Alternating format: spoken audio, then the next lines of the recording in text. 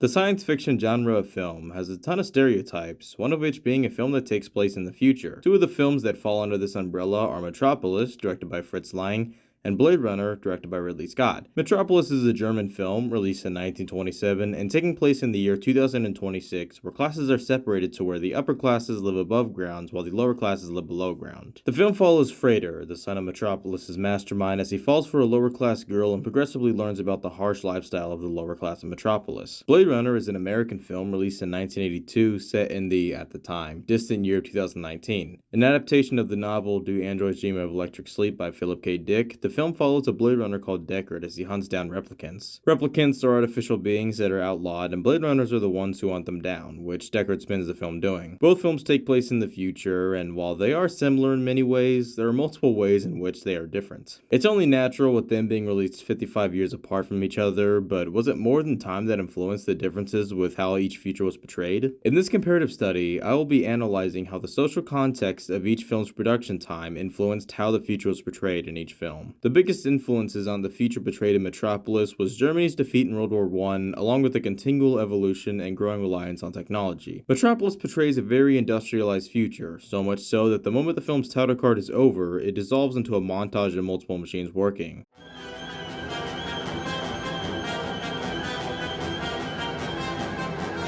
A future that relies heavily on machinery and the working class to run them. Metropolis is a huge city, big enough to be considered a city-state. Not only do the buildings tower high, but the city extends far below the ground. And the separation of classes was ultimately an allegory of what could one day happen and the negative impact it could have. Alongside that, comparisons have been drawn to where Metropolis itself is like a being, with the worker being the hands and the upper classman being the brain. The workers are the core foundation of the city, as without them, the city completely falls apart, which is seen as the film goes on. Yet even though they do the work, they are still under the control of the upperclassmen who put them down there in the first place. The film was released in 1927, 9 years after World War I ended. After Germany signed the Treaty of Versailles in 1919, the country entered an era of ruin. With having to pay reparations, reduce the size of their army, and surrender some colonies, the company entered its own deep depression. Marks became valueless and the country hit a new low. And with Germany barely scraping along in that time period, it's easy to see how the workers were like post-war Germany, with the upperclassmen being like the countries they owed debts to. However, on top of the war influencing the rough life of the workers, it also led Fritz Lang to give the film a happy ending, where the two classes are able to come together and bring peace, much like how he and the others were hoping that one day Germany could do the same. Another big futuristic creation for this film was the Maschinenmensch, or Machine Man, created by the mad scientist Rotwang. The Maschinenmensch is modeled after Maria, as in the worker city, Maria is seen as a prophet of sorts. She's one that the workers trust as she gives them hope. Because of this, Yo, the leader of the city, wants the Maschinenmensch to be based on Maria to ruin her impact over the workers. Maria spends a majority of the film motivating the workers with how one day they could become equal with the upper classes again. But with the Maschinenmensch, that message is squandered as it convinces the workers to try and rise above the upper class instead of becoming equal with them,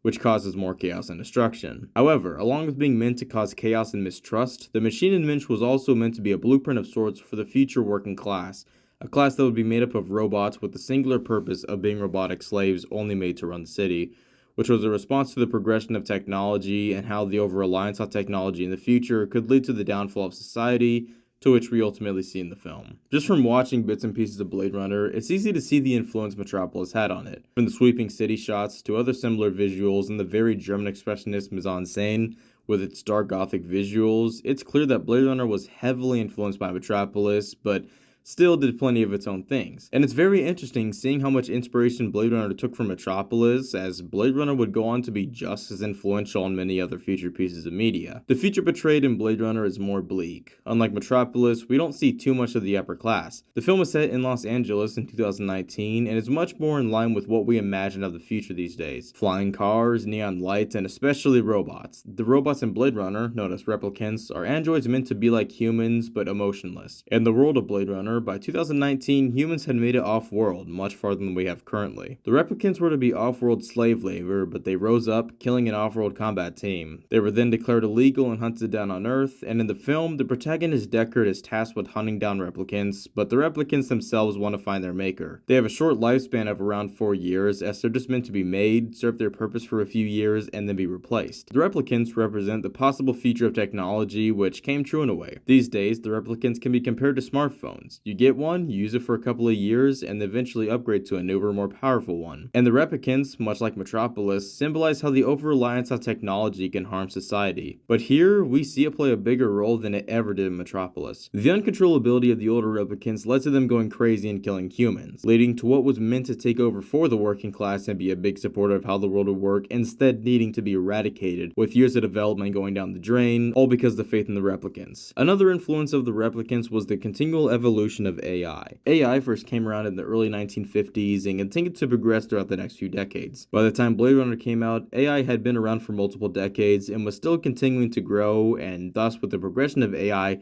it only seemed natural as time went on. Eventually, there would be AI beings, which is exactly what the replicants were. And similarly to how the replicants eventually go crazy, it's a concern of AI also going crazy and becoming an issue, which was another possibility of the future. Another big aspect of the future portrayed in Blade Runner is a bleak, depressing city. The city is consistently dark, gloomy, and raining. The colors from the city come from advertisements. There are many huge signs promoting different companies, but another thing being promoted is leaving the Earth, going to live on another planet. The city scene in Blade Runner is over-industrialized with no nature in sight. In this portrayal of the future, the lack of nature continues to imply that the environmental crisis that started around the 60s and 70s was severe by 2019, so much so that many just left Earth, with Earth just becoming a continually downward spiraling planet of doom. I find it interesting that even with the differences between technology and society within the different contexts of these film productions, both futures are pretty similar. While they aren't seen too much in Blade Runner, how the upper class is portrayed is pretty similar to how it is in Metropolis. The main scene we see them in Blade Runner is the club scene, in which they're all dressed fancy and living it up. The club itself is more colorful and well lit than the rest of the city, and is a stark contrast to the bleak rest of the city. We see the rich live it up with lavish entertainment and food, living better than most others within the city. And with the lack of the rich scene and the ability to live off Earth within Blade Runner, it's assumable that many of the rich took off and left Earth, something that the lower classes can't do. And it's very similar in Metropolis. The upper class lives good, easy lives, while the lower classes must struggle to simply survive. Another core similarity is the reliance on technology. Metropolis is much more industrialized, which makes sense as at the time, the technology wasn't as advanced as it was in the 80s. I find it fascinating how there are barely any screens in Metropolis, and how most technology is just machinery, but